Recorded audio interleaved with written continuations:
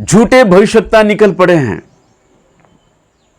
क्योंकि प्रभु यीशु मसीह ने खुद कहा है कि देखो इन अंतिम दिनों में झूठे भविष्यवक्ता निकल पड़ेंगे।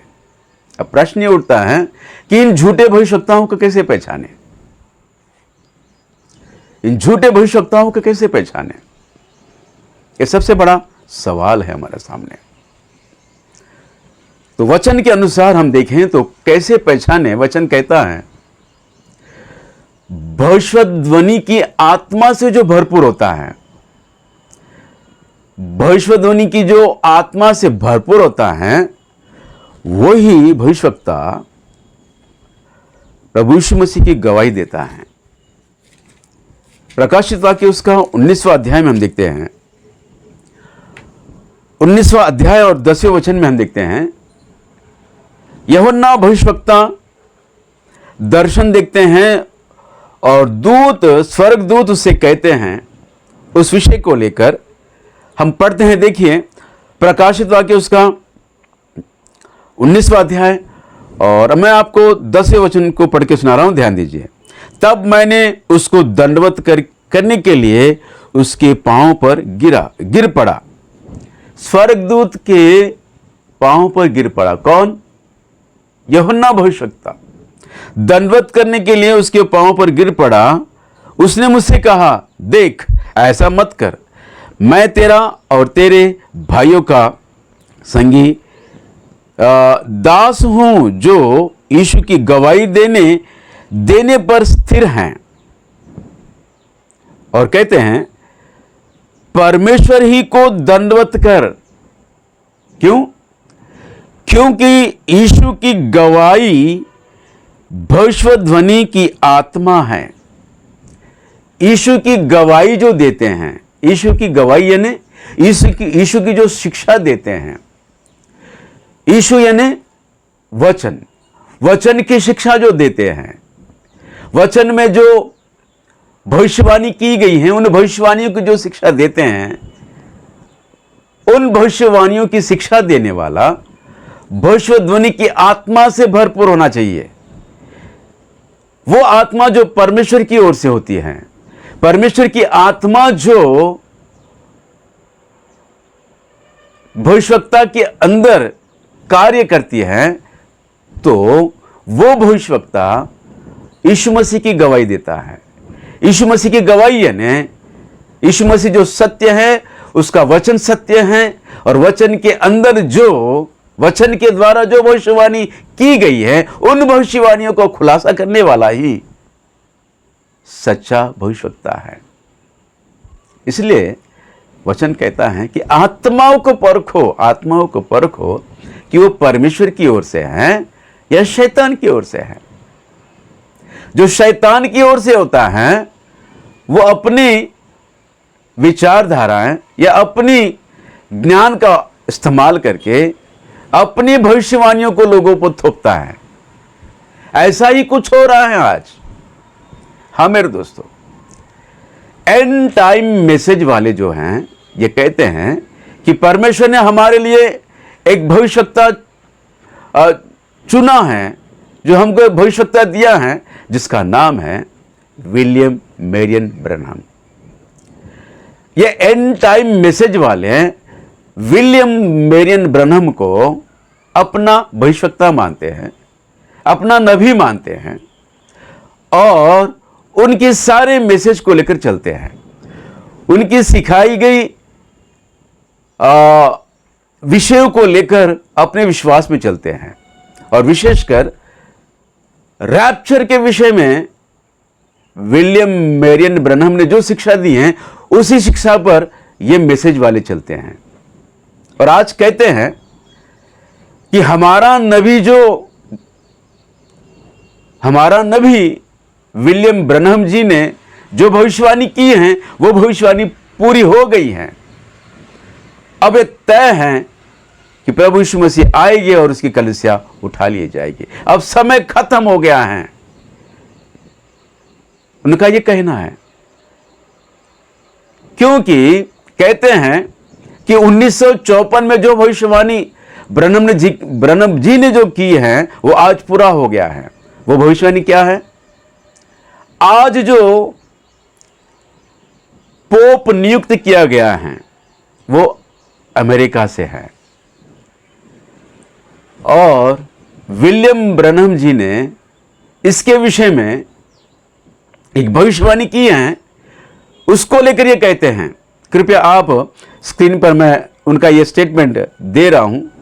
विलियम ब्रनहम जी का एक पोस्टर है, उनका एक स्टेटमेंट का पोस्टर मैं आपको दिखा रहा हूं, बड़े ध्यान से पढ़िए इसे। इसको दिखाते हुए मुंबई का वो प्रचारक अपोस्टल शेखर डेविड कहते हैं कि हमारे भविष्यवक्ता, हमारा नबी विलियम ब्रनहम जी ने जो भविष्यवाणी की है आज वो पूरा हो गया है, और वो भविष्यवाणी है आज जो पोप आया हुआ है वो अमेरिका से हैं, और इसकी भविष्यवाणी हमारा भविष्यवक्ता, हमारा नबी ने बहुत साल पहले 1954 में की है और आज पूरा हो गया है। इसका मतलब यह है कि समय खत्म हो गया है, अब कलीसिया का रैप्चर तय है। आज कल पता नहीं कब हो जाएगा, रैप्चर हो जाएगा। मेरे प्रियो, मेरी आप सबों से नम्र निवेदन है, ऐसा कहां लिखा हुआ है, ऐसा कहां लिखा हुआ है कि ब्रनहम की शिक्षा पर चलने वाले रैप्चर में उठा लिए जाएंगे? ब्रनहम की शिक्षा को लेकर, ब्रनहम की भविष्यवाणी को जो समझेगा वो रैप्चर में उठा लिया जाएगा, ऐसा कहां लिखा है? जबकि प्रभु यीशु मसीह अपने चेलों के द्वारा पूछे गए प्रश्न के जवाब में बहुत सारी बातें बताई हैं। चेलों ने पूछा कि यीशु हमें बता। यीशु को एकांत में देखकर चेलों ने जाकर प्रश्न पूछा, यीशु हमें बता कि तेरे आने और इस जगत का अंत कब होगा? यीशु का आना यानी कलीसिया का उठा लिया जाना। यीशु का आना और कलीसिया का उठा लिया जाना और इस जगत के अंत के विषय में जो चिन्हों का जिक्र प्रभु यीशु मसीह ने किया है, बहुत सारी बातें बताते हुए उन्हें कहा है कि देखो, अंतिम दिनों में झूठे भविष्यवक्ता भी हो गए जो चुने हुए लोगों को भरमाएंगे। और 15 वचन में कहते हैं कि दानियल की भविष्यवाणी को समझो, पढ़ो तो तुम समझ पाओगे। दानियल की भविष्यवाणी को जो पढ़कर समझ पाएगा तब जाकर वो समझेगा कि कलीसिया का रैप्चर कब होगा। मत्ती रचित सुसमाचार उसका 24वां अध्याय और 15 वचन में प्रभु यीशु मसीह कहते हैं, इसलिए जब तुम उजाड़ने वाली घृणित वस्तु को, जिसकी चर्चा दानियल भविष्यवक्ता के द्वारा हुई थी, पवित्र स्थान में खड़ी हुई देखो, जो पढ़े वो समझे। दानियल की भविष्यवाणी को जो पढ़ेगा वो समझ पाएगा कि कलीसिया कब उठा ली जाएगी। ऐसा नहीं लिखा है कि जो ब्रनहम जी के शिक्षा को समझेगा, पढ़ेगा, उसके मैसेज में चलेगा, वो समझ पाएगा कि कलीसिया कब उठा ली जाएगी। ऐसा कहीं लिखा है? ऐसा कहीं लिखा है कि ब्रनहम की शिक्षा के अनुसार जो चलेगा, उसकी भविष्यवाणी को जो समझेगा वो उठा लिया जाएगा? ऐसा कहां लिखा है? मेरा चैलेंज है सारे एंड टाइम मैसेज वालों से, और मैंने विलियम मेरियन ब्रनहम की गलत शिक्षा को लेकर, रैप्चर के विषय में जो उन्होंने गलत शिक्षा दी है, मैंने बहुत सारी वीडियो बनाई हैं, और इन मैसेज वालों के प्रचारक में, एंड टाइम मैसेज वालों के जितने भी प्रचारक हैं, किसी के बाप में यह दम नहीं है कि मेरे वीडियो का जवाब दे दे, और विशेषकर मुंबई से जो प्रचारक है ना, जो अपने आप को अपोस्टल कहते हैं, मेरा उनसे चैलेंज है, मेरे वीडियो का जवाब दे दीजिए। मैंने जो विलियम मेरियन ब्रनहम जी के जो गलत शिक्षा को लेकर जो सवाल खड़े किए हैं, उन सवालों का जवाब दे दीजिए। मैं मैसेज में आ जाऊंगा, मैं ब्रह्म के मैसेज में आ जाऊंगा। नहीं तो छोड़ो अपनी ये झूठी शिक्षा और सत्य में आ जाओ, सत्य में आ जाओ। मेरा चैलेंज है, दुनिया की किसी भी कोने में क्यों ना हो, बड़े से बड़ा भविष्यवक्ता या प्रचारक क्यों ना हो, एंड टाइम मैसेज वाले, एंड टाइम के जितने भी लोग हैं, बड़े से बड़े प्रचारक क्यों ना हो, उन सबों से मेरा चैलेंज है, मेरे वीडियो का जवाब दे दीजिए। मैंने जो सवाल खड़े किए हैं ब्रह्म जी की झूठी शिक्षा को लेकर, उन प्रश्नों के जवाब दे दीजिए, मैं मैसेज में आ जाऊंगा। नहीं तो तुम सब सत्य में आ जाइए, सत्य में आ जाइए, क्योंकि हमारा परमेश्वर सत्य है, उसका वचन सत्य है। दोस्तों, वचन तो सबको मिला है, सत्य वचन तो सबको मिला है, लेकिन सत्य वचन का सारांश कुछ लोगों को ही मिला है। जो वचन के सारांश में चलते हैं वही परमेश्वर की दुल्हन है, वही परमेश्वर की दुल्हन है, प्रभु यीशु मसीह की दुल्हन है। रैप्चर के दिन वही उठा ली जाएगी।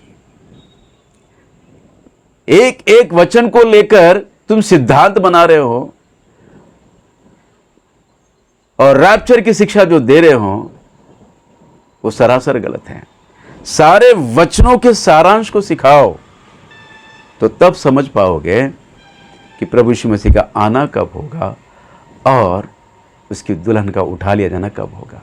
क्योंकि प्रभु यीशु मसीह कहते हैं कि दानियल की भविष्यवाणी की किताब को जो पढ़ेगा वो समझ पाएगा कि प्रभु यीशु मसीह का आना कब होगा और उसकी दुल्हन कब उठा ली जाएगी। हम देखते हैं मेरे प्रियो, यहां पर लिखा है, इसलिए जब तुम उजाड़ने वाली घृणित वस्तु को, जिसकी चर्चा दानियल भविष्यवक्ता के द्वारा हुई थी, पवित्र स्थान में खड़ी हुई देखो। जो पढ़ेगा वो समझेगा। यीशु मसीह का आना और कलीसिया का उठा लिया जाना कब होगा, तो प्रभु यीशु मसीह कहते हैं, उजाड़ने वाली वो घृणित वस्तु को जिसकी चर्चा दानियल भविष्यवक्ता ने की है, पवित्र स्थान में खड़ी हुई देखो। तो तब तुम समझ जाना कि प्रभु यीशु मसीह आएंगे और कलीसिया उठा ली जाएगी। और इसी विषय को लेकर पौलुस थिस्सलुनीके के नाम पत्र लिखकर बताते हैं, थिस्सलुनीके कलीसिया को सिखाते हैं इसी विषय को लेकर। थिस्सलुनीके के नाम लिखी गई दूसरी पत्री, उसका दूसरा अध्याय, और मैं आपको 4वां वचन पढ़ के सुना रहा हूं। जो विरोध करता है और हर एक से जो ईश्वर या पूज्य कहलाता है, अपने आप को बड़ा ठहराता है, यहां तक कि वह परमेश्वर के मंदिर में बैठकर अपने आप को ईश्वर ठहराता है। दोस्तों ध्यान दीजिए, अपने आप को बड़ा ठहराता है उन लोगों से भी जो आज के दौर में ईश्वर कहलाते हैं। आज के दौर में भी जो ईश्वर कहलाते हैं, पूजनीय कहलाते हैं, उन सबों से ये कहता है कि मैं ही वो ईश्वर हूं, वो पूजनीय हूं, मैं ही सबसे बड़ा हूं। यहां तक कि यरूशलेम के मंदिर में जाकर कहता है कि मैं वो ईश्वर हूं, मेरी पूजा करो, मेरी आराधना करो।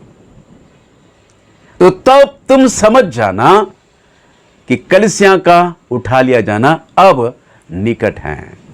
यीशु मसीह का आना और उसकी दुल्हन का उठा लिया जाना अब निकट है। कब? पवित्र स्थानों में, यरूशलेम के मंदिर में यह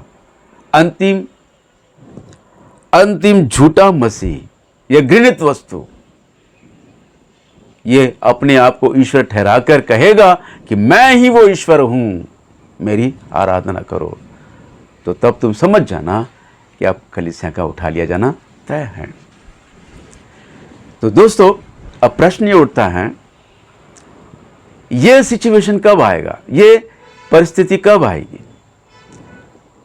क्या 7 साल के महाक्लेश में, महाक्लेश के प्रारंभ होने से पहले आएगा, या 7 साल के महाक्लेश के दौरान आएगा? वो घृणित वस्तु पवित्र स्थान में खड़ी हुई जब हम देखेंगे, ये कब होगा? क्या 7 साल के महाक्लेश में जाने से पहले, या 7 साल के महाक्लेश के दौरान होगा? तो इस प्रश्न को लेकर हम बढ़ते हैं दानियेल की किताब, उसका 9वां अध्याय में हम देखते हैं। 9वां अध्याय 27 वचन में देखते हैं, लिखा है, वो प्रधान 1 सप्ताह के लिए बहुतों के संग दृढ़ वाचा बांधेगा। वो प्रधान यानी अंतिम मसीह विरोधी, वो प्रधान 1 सप्ताह के लिए बहुतों के संग दृढ़ वाचा बांधेगा, परंतु आधे ही, ध्यान दीजिए, परंतु आधे ही सप्ताह के बीतने पर वह मेल बलि और अन्य बलि को बंद कर देगा। मतलब 1 सप्ताह यानी 7 साल का वो महाक्लेश का समय।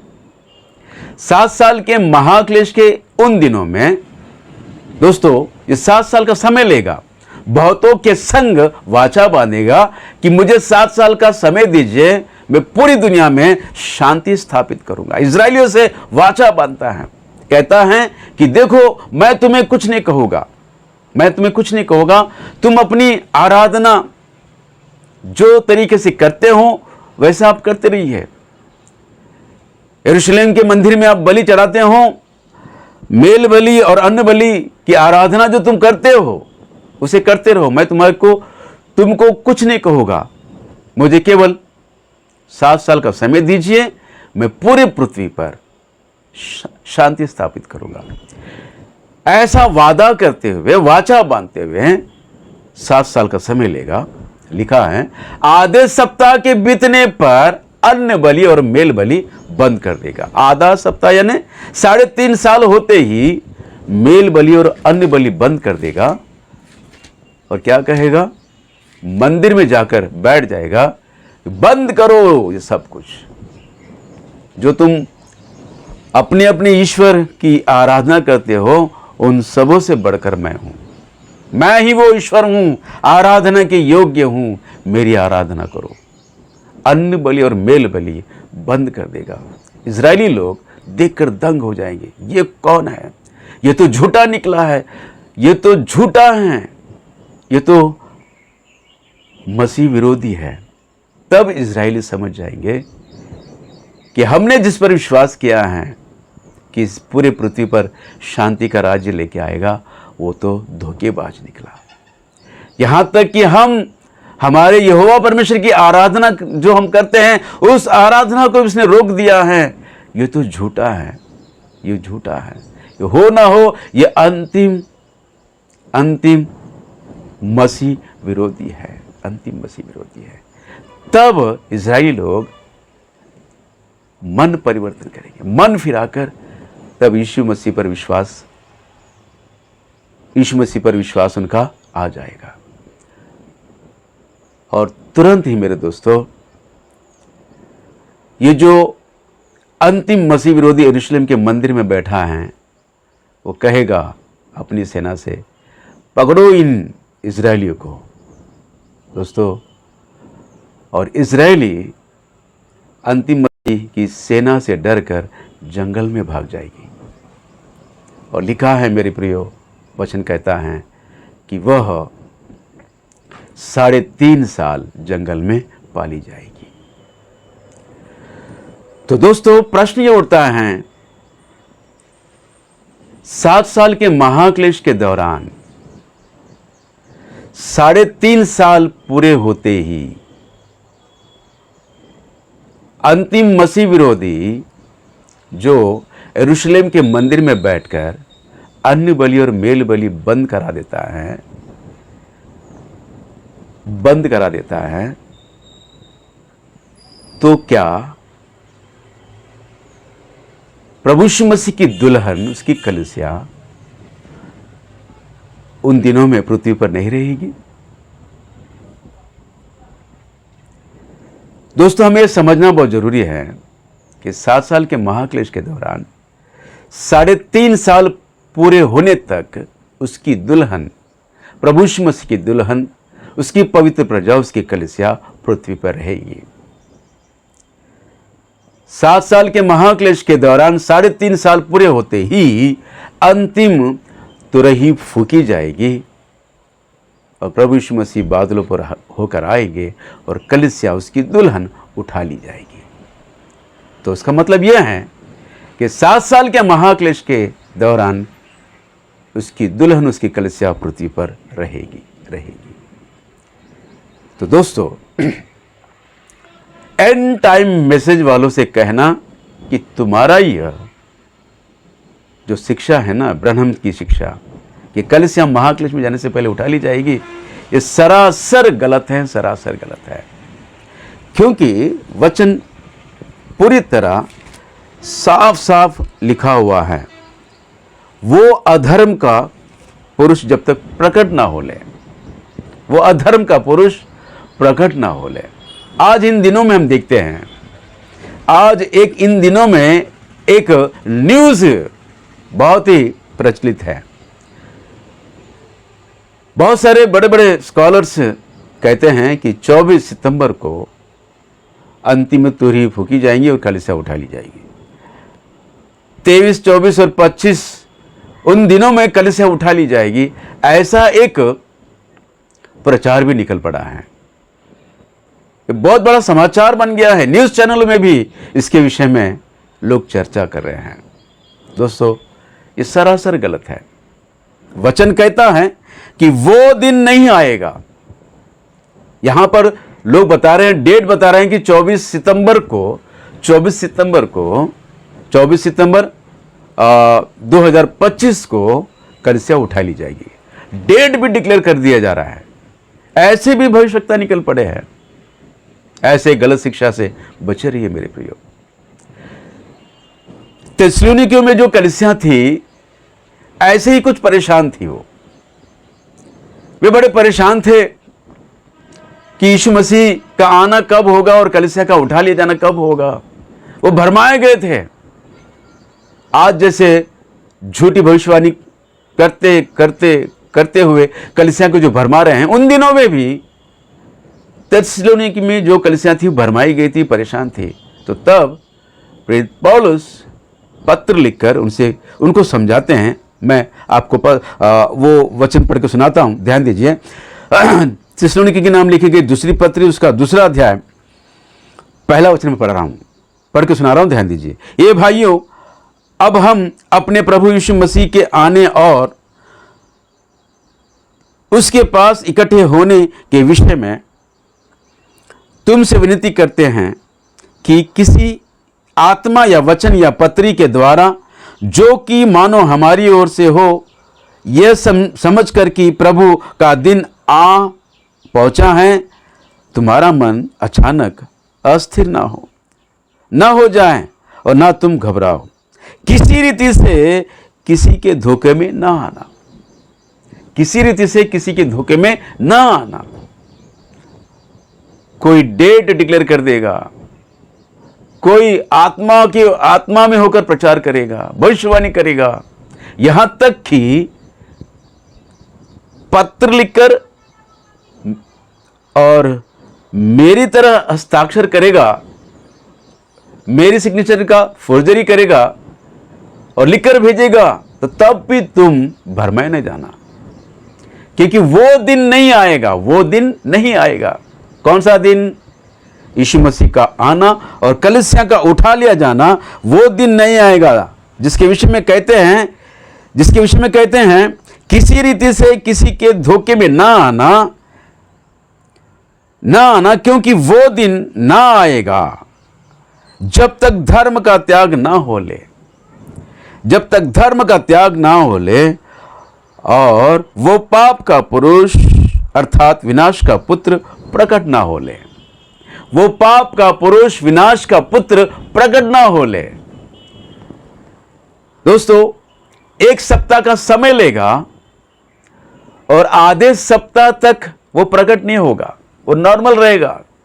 साधारण रीति से वो इस पृथ्वी पर अपना अधिकार चलाएगा, इस पृथ्वी की प्रजा पर अपना अधिकार चलाएगा। इजराइली तो बिल्कुल ऐसे खुश हो जाएंगे कि कहेगी कि अब कितने अच्छे दिन आ गए हैं। लोग कहेंगे कि अब आराम ही आराम है। एक सप्ताह का समय लेकर 3.5 साल तक वो बिल्कुल शांति से अंतिम मसीह विरोधी राज्य करेगा, लेकिन अंदर ही अंदर वो षड्यंत्र बनाएगा। मसीह कलीसिया जो अन्य जातियों से बनी उस कलीसिया के लिए एक कानून बनाएगा। वो कौन सा कानून है? 666 का छाप लगाने के नियम को बनाएगा और धीरे धीरे उस नियम के तहत लोगों को ले आएगा। जो उसका छाप लेगा वह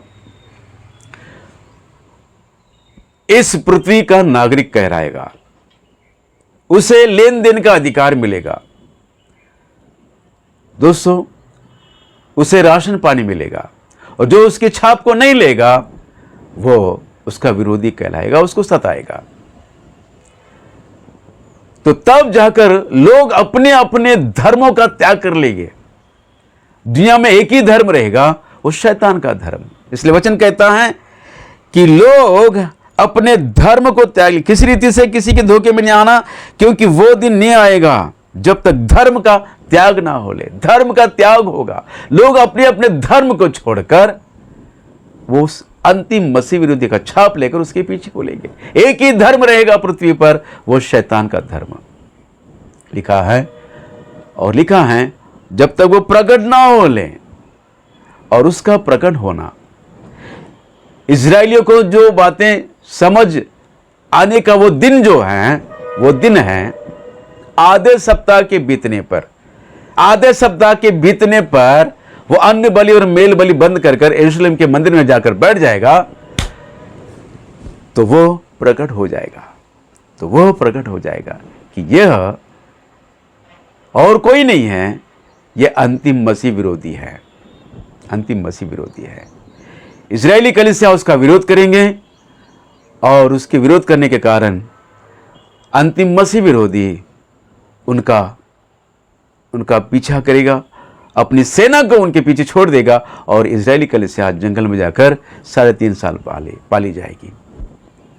और दोस्तों, और इस घड़ी, ये जो घड़ी है, 3.5 साल पूरे होते ही अंतिम तुरही फूकी जाएगी, और कलीसिया उसकी दुल्हन जो पृथ्वी पर थी वो उठा ली जाएगी। तो दोस्तों, 7 साल के महाक्लेश के उन दिनों में कलीसिया पृथ्वी पर रहेगी, और 3.5 साल पूरे होते ही उसकी दुल्हन उठा ली जाएगी। दोस्तों, मेरी आप सबों से नम्र निवेदन है, सत्य को जानो, तो तुम और तुम्हारा घराना उद्धार पाएगा, और अंतिम दिनों में प्रभु यीशु मसीह की दुल्हन बनकर उठा लिए जाओगे। जय मसीह की। Praise Lord. आमीन, आमीन, आमीन।